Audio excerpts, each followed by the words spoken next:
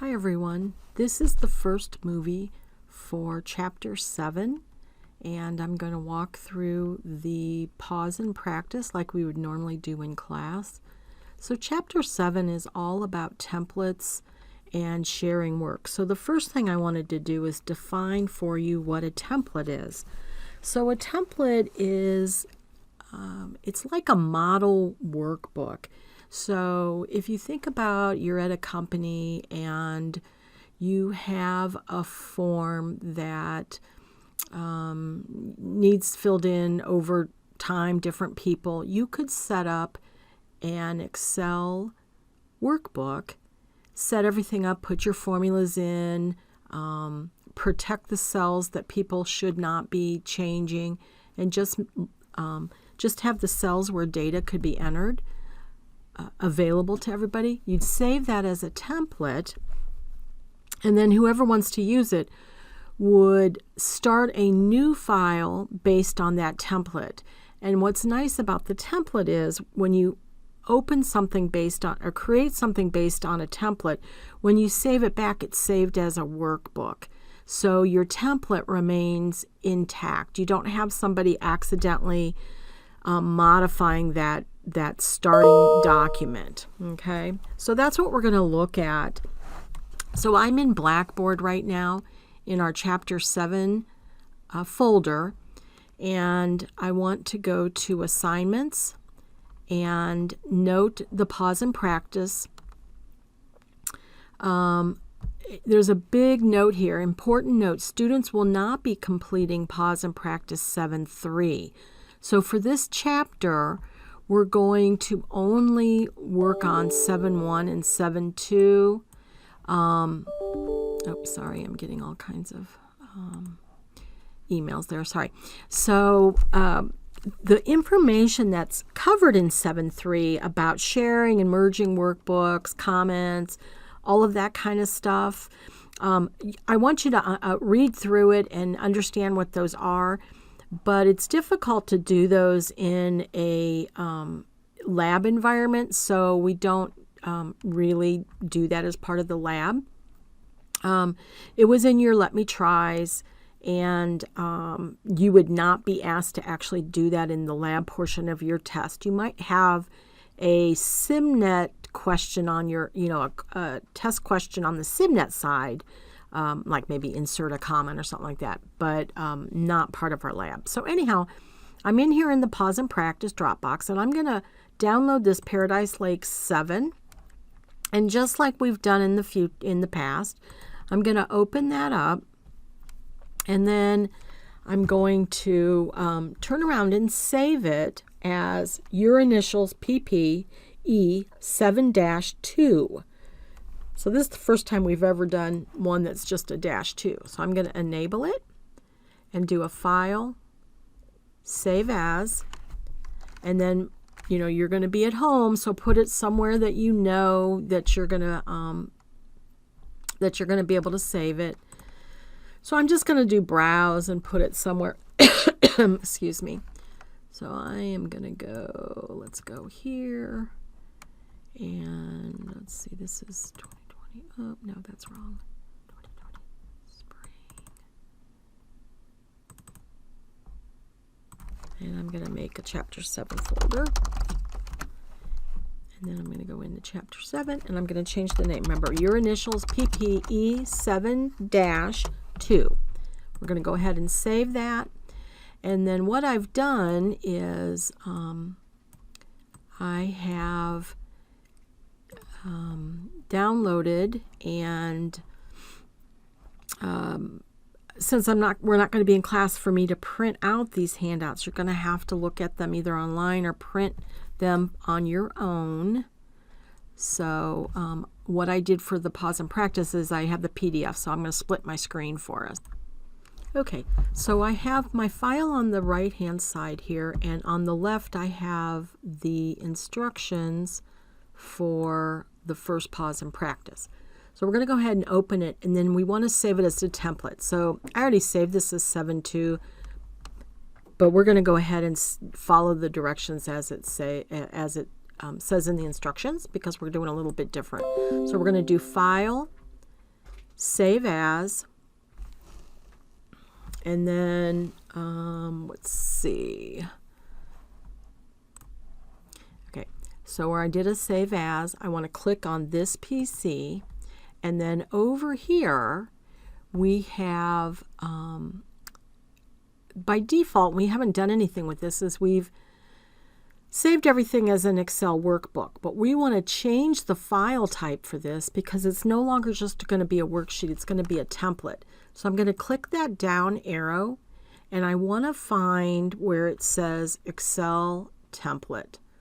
So I'm going to move down this list, and right there. Notice that the extension for this file is XLTX. So we're going to do that, and I want you to just save at this point, okay? So you did this PC, you changed it, and it should have your name like before. So we're going to go ahead and do a save. Okay, so we're working right now on a file that's a template, okay? And if we look, we have validation list, guest, and data entry down here at the bottom. And then if we arrow over, you've got inventory, responses, and then the three I just said, validation list, guest, and data entry. So we want to go to the inventory sheet. So that's the very first worksheet in the book. And it's got this PLR Spa product inventory. So we want to select cells D5 through D29. So that is the stock, right? But it does not include the label. So it just starts with the actual data.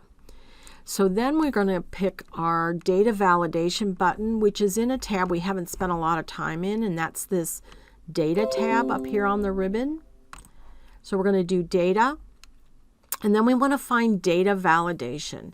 So my screen might look different because I don't have it full size, so you might actually see the whole words.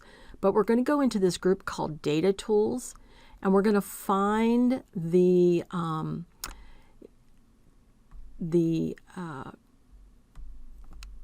symbol that does data validation. So it's right here. It's got the check and then the not sign. You might actually see data validation.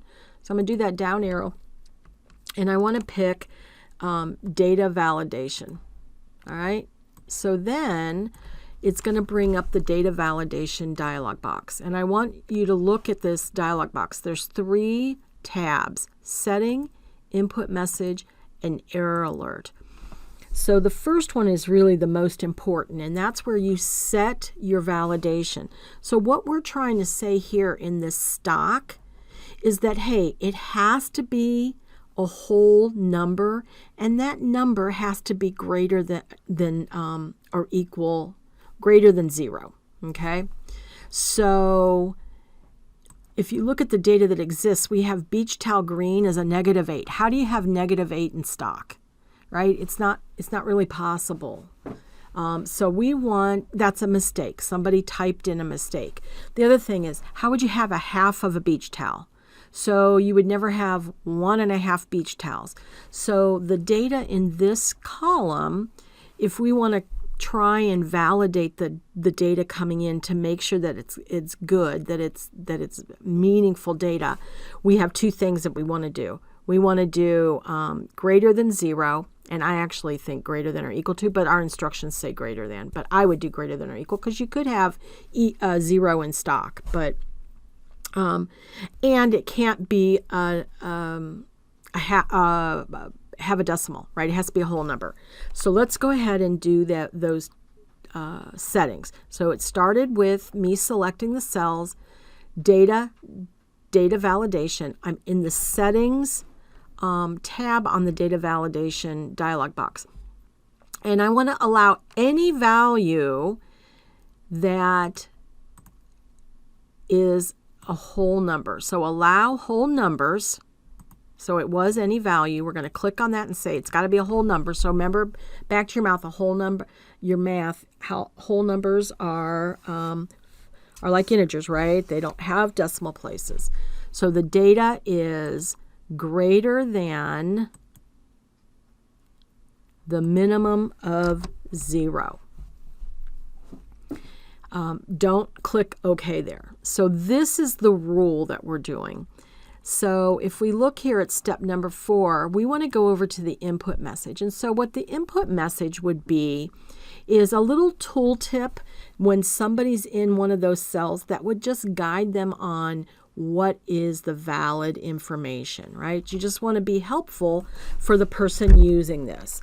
So we're going to do input message, and then this show input message should be selected. If it's not, check it.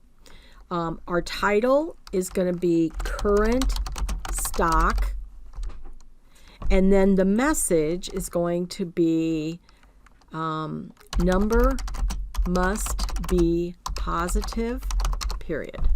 So if I'm looking over here, it's this number must be positive, including the period. Okay. So at this point, they want us to do okay, but I did want to tell you about the error alert. So an error alert is what would happen if somebody put in something that broke the rule that you did over here in settings. So let's say they put in a 0 or a -1 or 1.5. Like the rule is broken. This error tells you, okay, it's so critical we can't go on. That's a stop. Or a warning. So a warning would give you this little thing. So you can go on, but it's kind of like you really shouldn't. And then information is truly just that, informational. So I'm going to go ahead and do OK. And look, when I click in this cell, here's that tooltip that I put. Current stock number must be positive. Okay, I'm going to stop the movie now because we're at 12 minutes, but I'm going to pick up on step number 5 in Pause and Practice 1. All right, guys. Thank you.